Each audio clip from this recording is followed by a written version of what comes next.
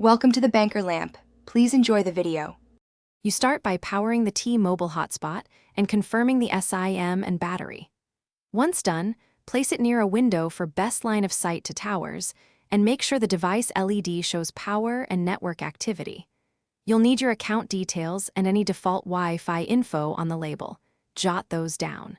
Next, press and hold the power button until LEDs stabilize, because the unit needs a clean boot to register on the network before you move to configuration.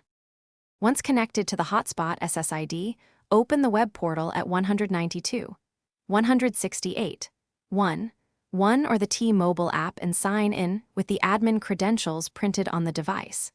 Then change the SSID to something recognizable and set a strong Wi-Fi password.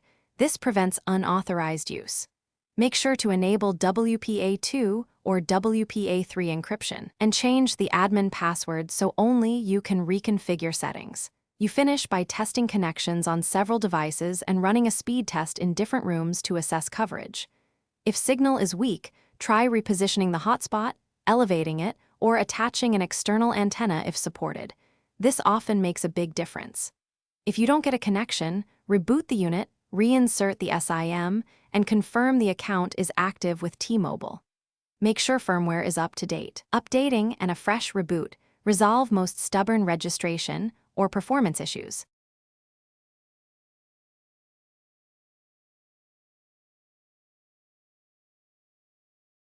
Thanks for watching. If this was helpful, leave a like and consider subscribing. See you next time.